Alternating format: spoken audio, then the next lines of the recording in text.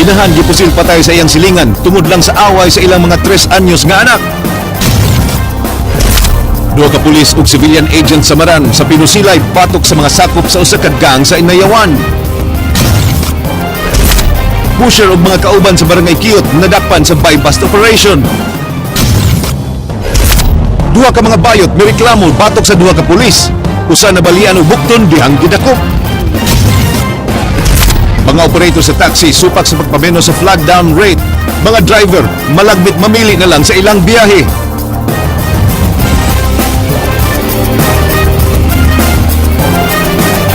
May hapon Sugbo, Kabisayan, aniya na mga balita uban ang kanatibuk ang pwersa sa News 5 Cebu. Karong adlaw Lunes, petsa 9 sa buwan sa Marso, tuig 2015, ako si Glenn Soco. Amo nang ito ng mas sa iyong pagbalita inubanan sa mas komprehensibong impormasyon. Ako si Georgia Herrera.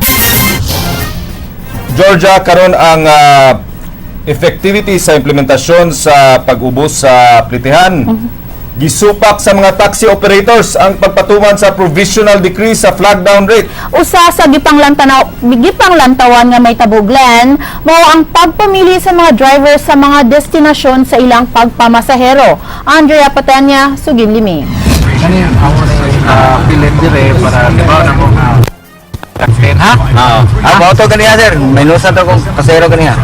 Kuyog ang News 5, gipamilitan sa mga sakop sa Land Transportation Franchising and Regulatory Board ug stickers ang mga taxi units aron painumduman ang pasahero ug driver sa bagong flag down rate sugod karong adlaw.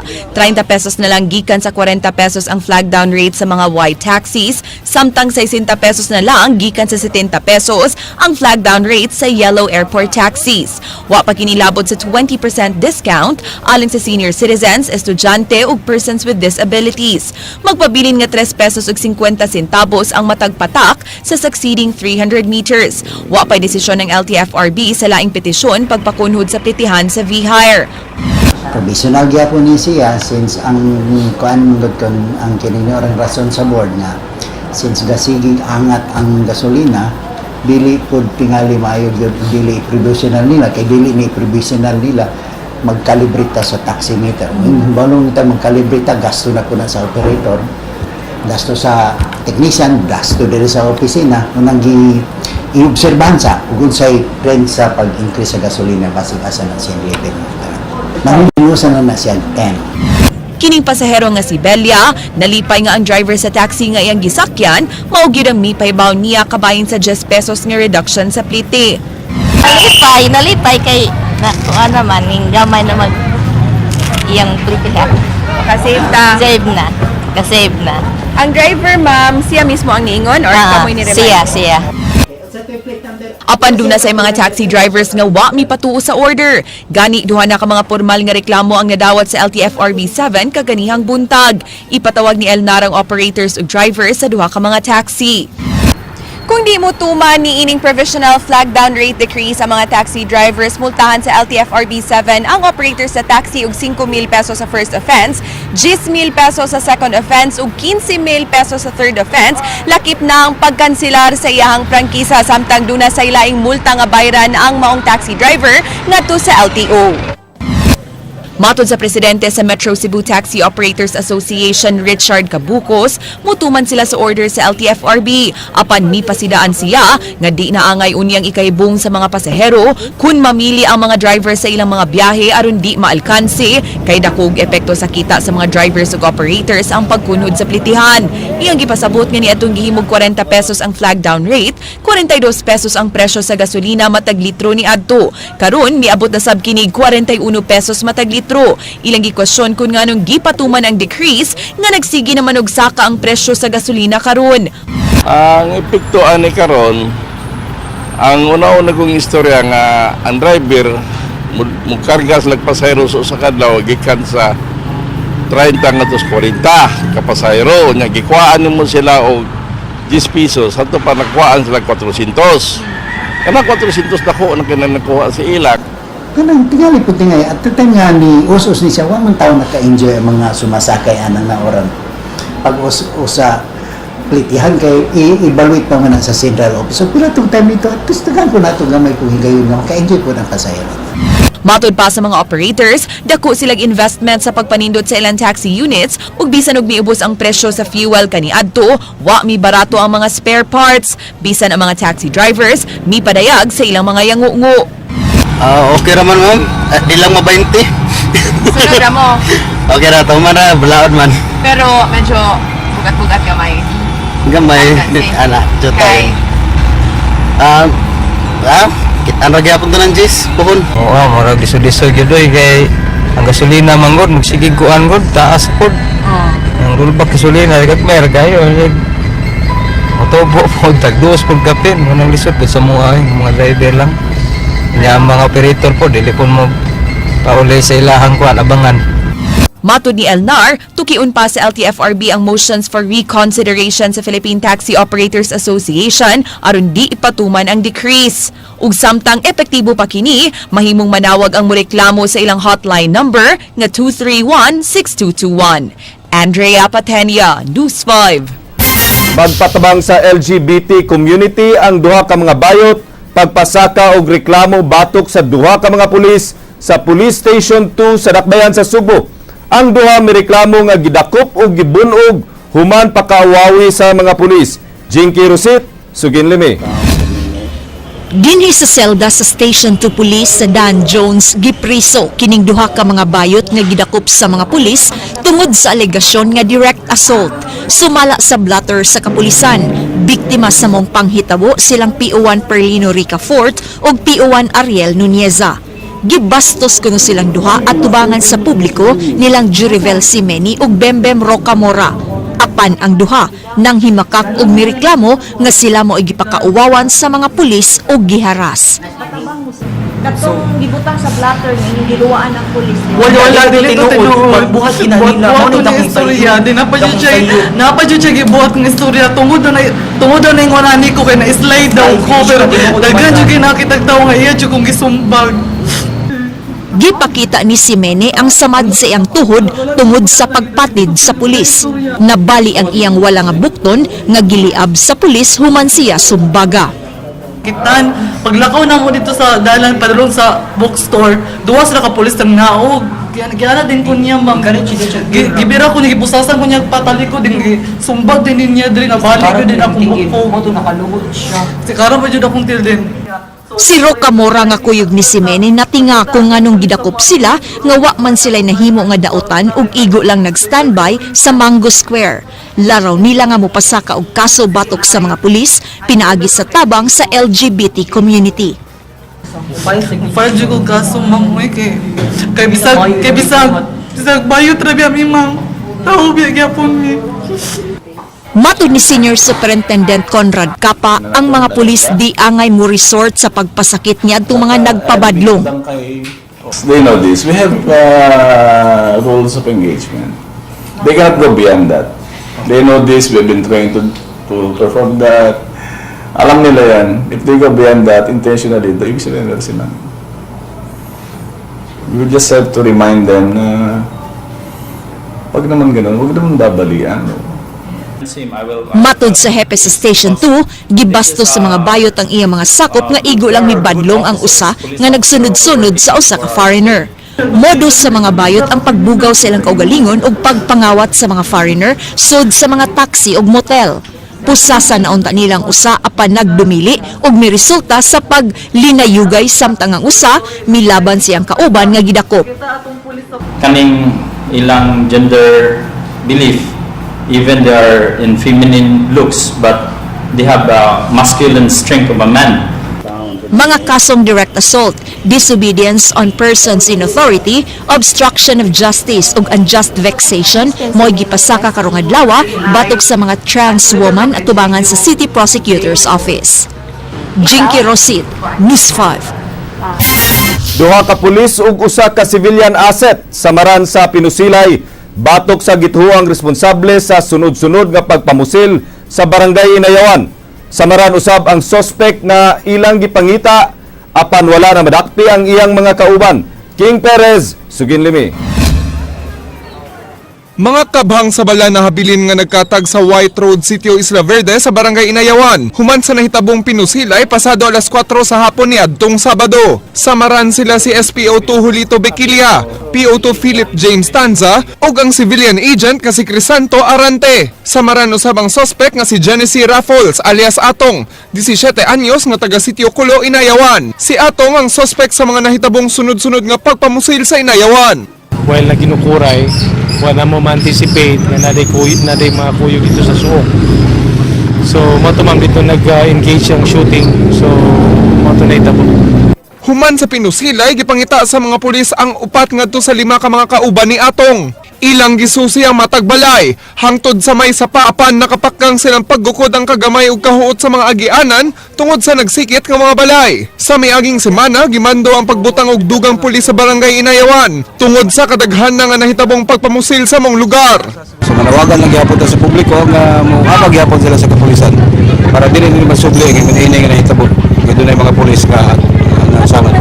Usa sa mga nakatunan sa Cebu City Police Office human sa Itabo mao nga dili angay mo kumpiyansa sa mga targets aron dili masusama sa mga gipamusil nga mga sakop sa City Intelligence Branch. Yes, may konting confidence, kumpiyansa na alam mo yung mga pulis, parang minsan we are like Superman, no? Parang Gani may bisita sa CCPO ang pangu sa Committee on Peace and Order sa Cebu City Council, Nestor Archival kaganihang buntag. Ilang gisgutan ang gikinahanglan nga kwarta alang sa protective vest sa mga pulis ug ang igasto alang sa training.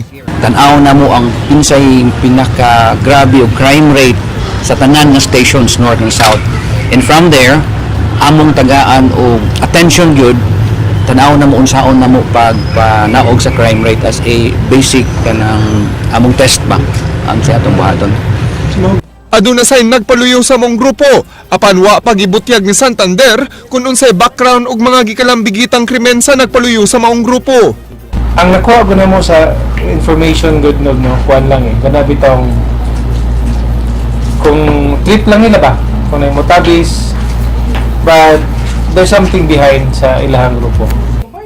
King Perez, News 5.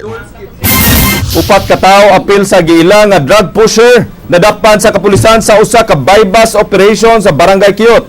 Ryan Sorote, Suginlimi. Na-corner sa Cebu City Intelligence Branch ang inilang drug pusher sa Sitio Suran, Barangay Kiyot nga si Cesar Sabandeja sa bypass operation sa Cebu City Intelligence Branch kagabi.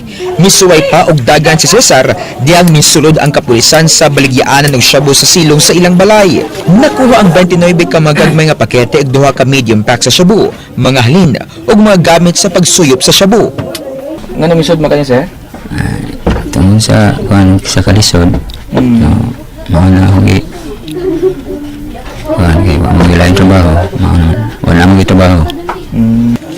Mga lumulupyo ang mireklamo nga nagkadaga ng wa mailing mga tao nga mobot sa ilang lugar alang sa paghit-hit og shabu. Paborito sab sa mga adik ang balay ni Cesar tungod sa kasayon sa ilang pagpalit ug sa kataguonon ini. Gibutyag ni Cesar nga gikan sa Barangay Dulho Fatima dakbayan sa Sugbo ang shabu nga iyang gibaligya. Apil nga nadakban ang iyang sinaligan nga si Willie Behek ug ang mga naatlan nga naghitit og shabu nga silang Rosales Alvaro ug Adam Ibanez. Ingon nga partner kang sir susugon. Gamit rin? Gamit ka? Dugay na kasi gamit? Di pa kayo. Kada dito? Gamit rin. So okay na ka dito? Dili. Kuyog mo? Kuyog o? Gamit sa mga kuyog. Kuyog mo. Ryan Sorote, News 5. Napusilan ang usa ka drug pusher tungod sa iyang pagbunot sa armas atol sa bypass operations. Leslie Caminada Vestil, Suginlimi. Kining mga dagkong putol sa gitwang shabu nakuha sa mga sakop sa Regional Anti-Illegal Drug Special Operation Task Group kang Erwin Rojas sa usa ka raid sa Purok 3, Barangay Malhiaw, lungsod sa Badyan. Si Rojas samaran sa iyang tiil, human napusilan sa pulis. May aksyon og bunot si Rojas siyang armas diyang nakamatikod nga mga pulis ang mipalit kaniya og shabu. Na-receive sa itong information nga nagbuhi pa sa statement nga kung magpadakop siya, di siya magpadakop o buhi. Ang area of operation niya is Badyan and neighboring municipalities. So, ang source ano is daghan siya source mo palit siya sa kung asang pinakabarato. So, pwede siya, ang mga area ang mapalitan is from Cebu City, Dumanhog, Malboal, and others na source. So, as of now, napata sa atong identify kung kinsa ng mga tawhana. Nadakpan usab ang kauban ni Rojas nga si Joey Espanyol. Apan gipang himakak ni Joey nga kauban sila ni Rojas sa pagpamaligya og shabu. Ang saguan na kung pahulog sa kwarta pa 2,000. So ikaw mo sugo niya? Ang mga pinakiti nga shabu nga nakuha sa kapulisan, gibana-bana nga mokabat og dulan usa ka milyon ka pesos. Leslie Caminari Vistil, News 5. Usa ka inahan gipusil human milaban ang ginikanan nga gikaaway sa iyang anak. Ray Pasaporte, Sugin Limi. Gipusil si Richel Munisit sa iyang silingan nga si Roy Silyuna, taga barangay Dawi Sur, lungsod sa Carmen, apan kasamtangang nagpuyo sa barangay Suba, Danau City. Matud sa anak sa biktima nga si John Chel, nagkaaway iyang manghod nga 3 anyos nga batang lalaki ug ang 3 anyos nga anak sa suspek nga babay ganihang buntag. Nilaban sa iyang anak si Blitzy Kapuyan nga kapuyo sa suspek og nagkalali sila ni Richel. Nag-away sila kay akong mangod yang giapa ko kutsaran to kakamot yang mata yang gituslok aw yang gitulisok bang og kutsara. Mo tong nag-away sila ni sumbong ko mangod nga gilabtan ako mangod. Mo tong nagawas mama nag-away sila mo tong nagkasinabtanay naman to. Nagkasinabtanay na gid sila ba nya. Mo tong pagkakuan na gid ato nabot si Ray. Naabot nga nagsakay og motorsiklo ang suspek og nasaksihan sa mga anak ang pagpusil sa suspek sa ilang inahan. Kapit sa masira, pagkunong niya ni, di ka itilsag na ako yan. Pusil siya, giuna nga kumama niya. Pag ikadwa, iyagin taong apilon. Boto pag ako sa kumama, ako din, nangatumba siya kuhan gawas. Pan ba? Boto, may tapang nga ito. Dari kalit, then nagpanahin sa motor. Then, sig tutok na mo ba din? Yung si mama nga, yung sim gitutok, yung siya. Gipusil din yung largo. Then, pag nagbarog, then ako maguwang kansan gipan niya gipusil, then wakabutang ang lead. Gidala sa Danau Provincial Hospital ang biktima apan patay na kini pag-abot sa hospital. Ang suspek daling nisibat sakay sa iyang motorsiklo ug gipangita pa sa kapulisan. Dunay record ang suspek nga si Roy Silyuna sa Carmen Police Station sa kasong pagpanulis. Roy, noted kini siya sir nga kaning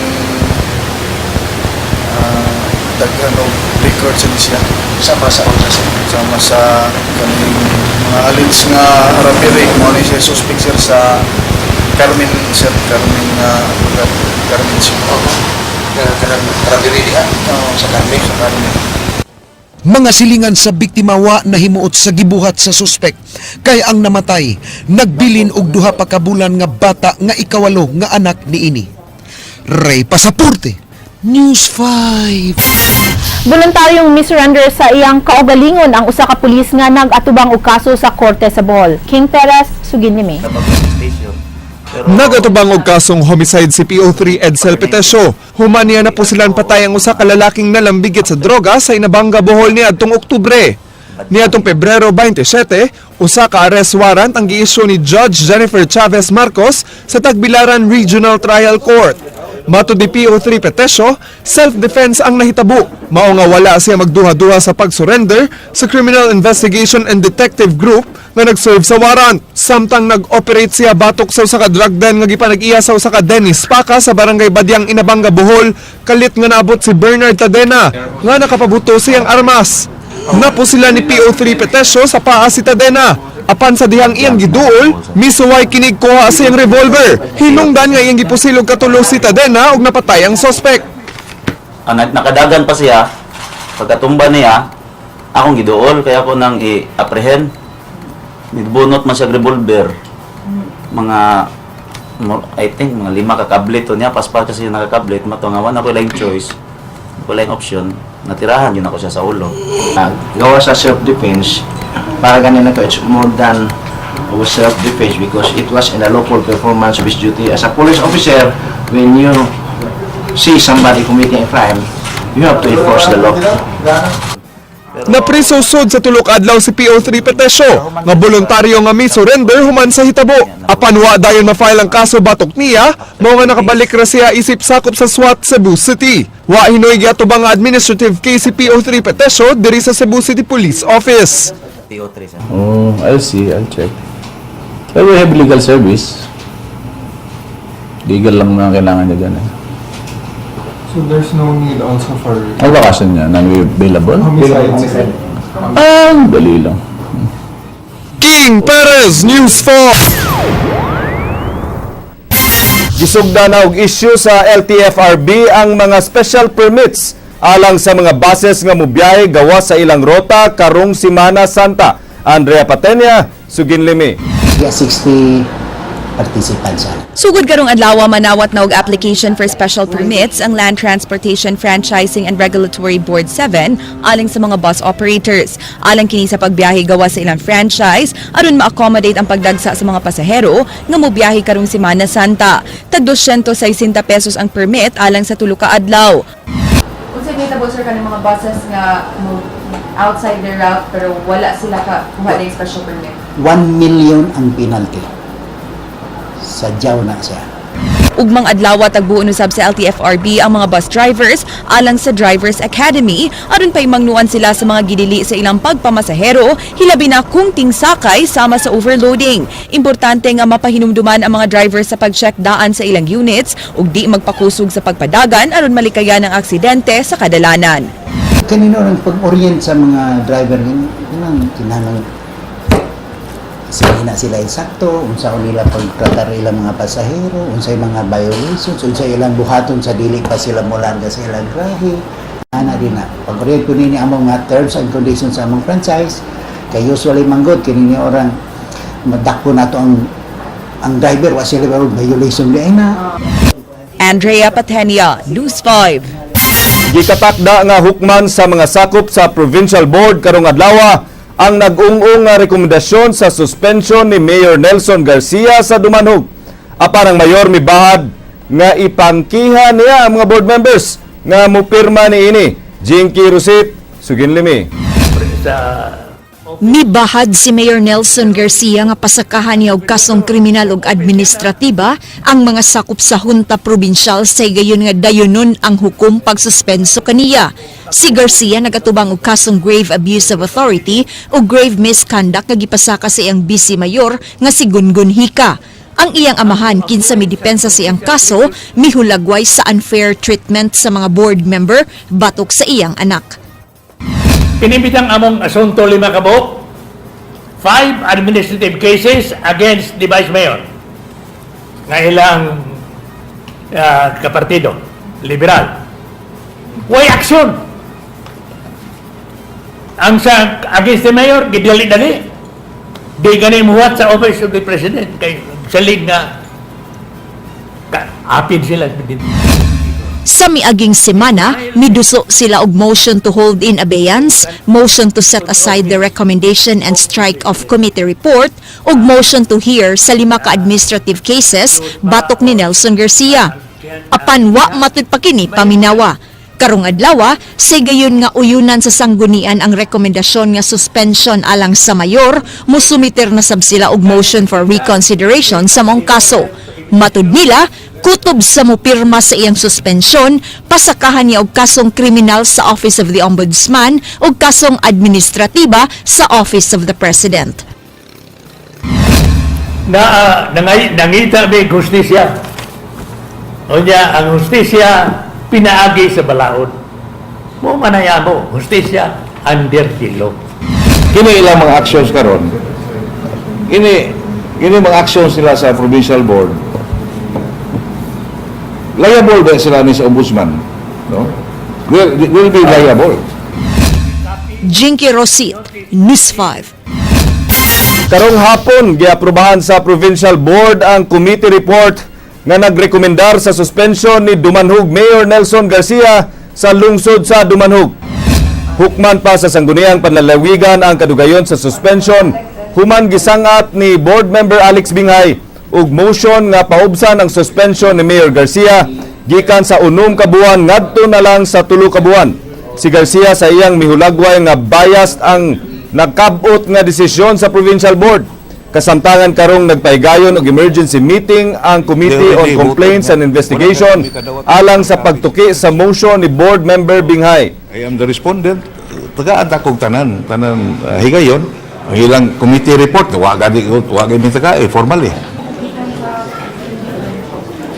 Bisan si President Aquino dili exempted sa responsibilidad sa Mama Sapano encounter kung mapamatud-an sa investigasyon nga adunay kini papel sa napalpak nga operasyon.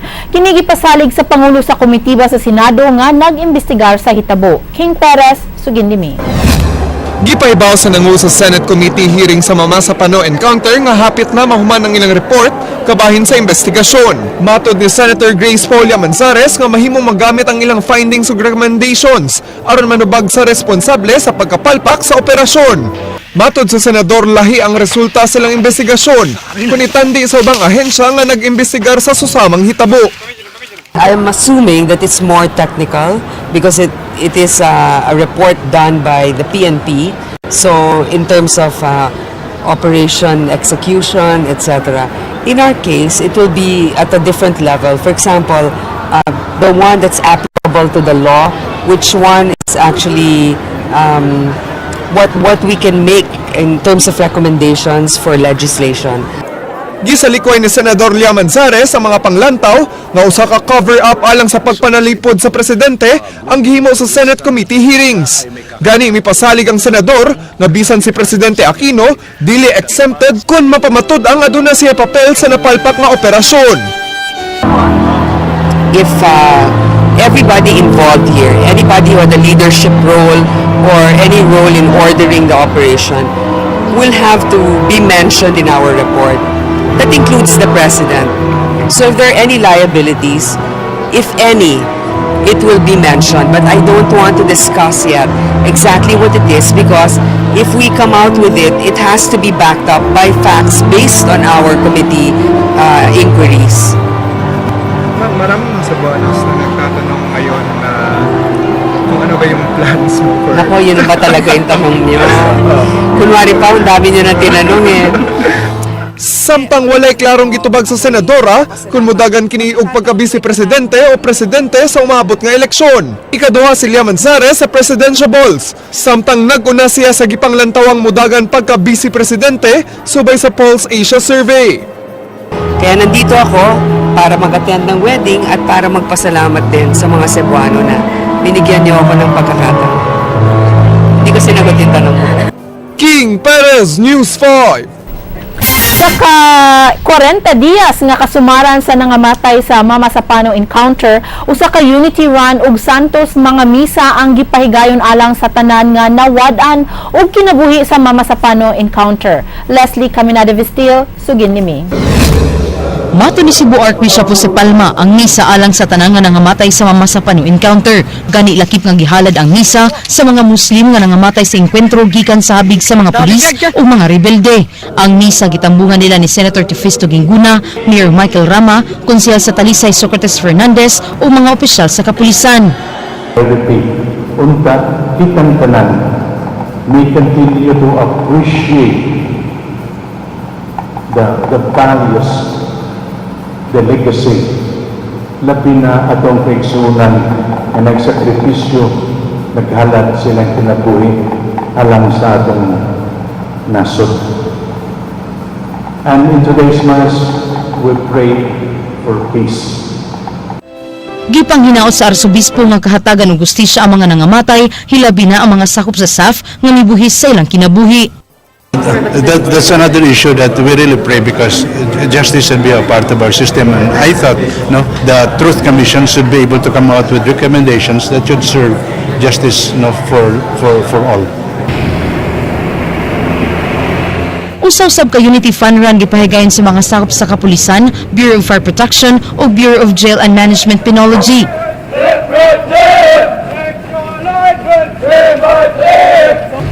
Ang kalihukan gipasiugdahan sa mga sakop sa Philippine National Police Academy Alumni Association Incorporated. And at the same time, we commemorate na we have to end sa atong morning and we have to go on with our mandated tasks.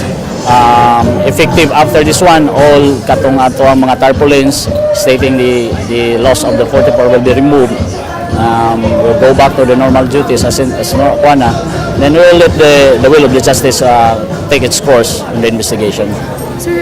Leslie Caminadi Vistillo, News 5. 14 ka mga police officer sa Police Regional Office 7 ug mga sakop sa Naval Forces Central i-train sa US Navy sud sa duha ka semana. Ang Naval Special Warfare Unit 1 sa US Navy maoy mukondak sa training. Ang US Armed Forces ug Philippine Joint Combined Exchange Training nagtinguha sa pagbansay-bansay sa mga pulis ug sundalo, pagkigbatok sa mga terorista nga priority sa Estados Unidos. Ang mga sakop sa Special Action Force sa kapulisan nga gipadala sa Mamasapano, Maguindanao, gitrain sa US Forces sa maong misyon nga miresulta sa kamatayon sa 44 ka mga sakop niini. Those small unit tactics as we pursue transnational terrorist threats. To be the best that we can be, to become world-class policemen, willing, able, and always ready to serve. Giawhag ang tanan sa pagdaginot sa paggamit sa kuryente karong panahon sa tag-init. Tuyo nini mao ang pag-maintain sa demand aron dili mapugos sa pagkuha og kuryente gikan sa mas mahal nga power generators. Juliet Hainar, Sugin Limi.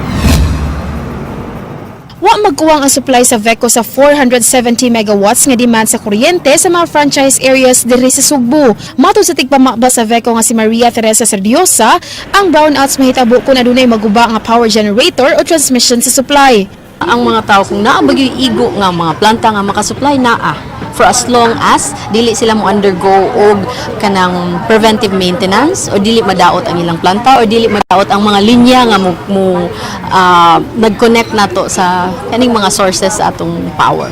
Musa kausap ang bayranon sa kuryente kung magkuwang ang supply hilabi na sa pagsaka sa demand panahon sa ting-init tungod kay mas mahal ang supply sa kuryente gikan sa mga diesel generators. Kung taas pagayo ang atong demand, kinahanglan ni nato sila padaganon. So, syempre sa atong billing component ang generation charge musaka gyud because we need to augment supply with kanang power sources from more expensive plants. Giawhag ang mga konsumidor sa pagdaginot sa kuryente pinaagi sa pag-unplug sa wala gigamit nga appliances aron dili musaka ang demand niini. Juliet Hainar, News 5. Simbahan adunay obligasyon sa paggiya sa katawhan kung kinsa ang angay nga pilion sa mga kandidato karong eleksyon. Usa ka kriteria ang ilang gimugna aron mahimong sumbanan kung kinsa ang angay nga pilion. Madin Sabang, Sugin Limi. 4, 3, 2, 1, 0. Subling gilusad sa Dilab Foundation ang ilang kampanya kung unsaon pagpili og kandidato sa umaabot nga eleksyon. Sumala sa sumbanan nga ilang giapod-apod ngadto sa mga panimalay, gikinahanglan nga mopasar sa 5 ka kategorya ang kandidato. Aron sa yun matiman-an, nag-una ang mga letra niini sa pulo nga laser. Lifestyle, mga binuhatan sa kandidato sa iyang adlaw-adlaw nga panginabuhi, og action kung ang mga nahimo niini nga kaayuhan. Importante usab ang supporters kung mga maayo ba ang nagpaluyo sa usa ka kandidato. Election conduct, ang malihok sa kandidato atul sa pagpangampanya o kung duna ba kini nalapas nga mga balaod sa eleksyon sama sa vote buying ug ang personal nga pagpangatake sa iyang kontra. Ug ang labing importante, ang reputation o moral character sa kandidato nga nagpabilin nga limpyo ang iyang dungog. So importante nga siya, although it's not the only consideration, but it's a very important consideration. I think kinahanglan ka mo mabot ba mo ana nga candidate? I'll throw back to you the question.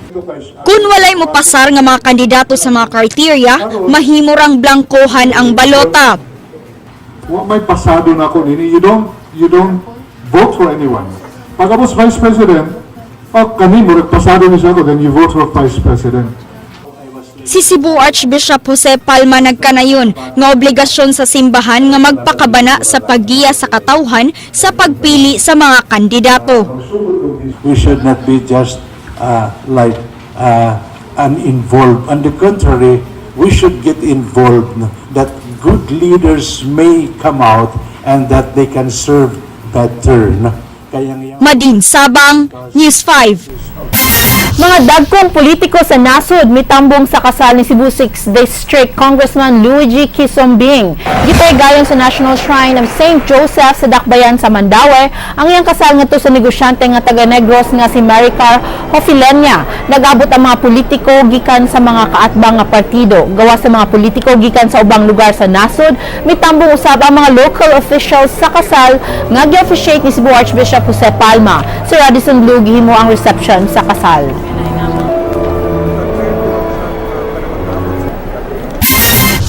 Ang pag-abuso mao ang mga nagunang problema nga giatubang og mihulga sa kabababaenyan. Sa record nga natala sa Department of Social Welfare and Development, mikabat og dulan 500 nga mga pagpang-abuso ang na-report sa ilang buwatan sa miaging tuig. Jinky Rosit, Suginlimi. Dili mo menos 5,000 ka mga babae mimarcha sa kadalanan alang sa pagsaulog sa International Women's Day. Usa sa katuyuan sa kasaulugan mo ang pagpahinumdum sa kababayenan sa ilang mga katungod ug ang pagpanalipod niini. Sumala sa focal person on women and families sa DSWD-7, sa dulan 500 nga na-report nga pagpangabuso sa ilang buhatan, emotional abuse mo'y nag-una nga kasong pagpangabuso sa mga babae nga miabot og dulan 300 ka mga kaso sa miaging tuig. Nasayod sila nga daghan pang nahitabo nga wa moabot sa ilang opisina. Sa pagkatinuod, ang reality yun, gamay ra ang mo-file og kaso ngadto sa korte kung emotionally abuse. Kay nila pa, lisod kaayo i-prove ang emotional abuse. Dili para sa medical nga makita man sa medical certificate nga agikulatag ini siya. Tambag sa nagpasiugda sa Color Me Ladies Conference ngadto sa mga babae nga musumbong sa ilang nadangatan isip usa sa mga pamaagi nga maundang ang mga pagpangabuso kanila. Expressing and believing that they are loved, that they are favored, that they are blessed no matter what they're going through. Si Konsihal Lea Hapson, chairperson sa Committee on Family and Women, naglaro nga magtukod ang dakbayan sa Sugbo ug usa ka crisis center nga kadangpan sa mga biktima. Nowadays, na-recognize na ang mga kababayan na nagdaghan na gyud ang nisalmod. Jinky Rosit, News 5. Maukadto ang mga balita sa Aksyon Bisaya kinisiglan sa ko. Daghang salamat, ako si Georgia Herrera. Bisan asa, bisan kanusa, kapatid. Kay di lang kutob sa balita, Aksyon!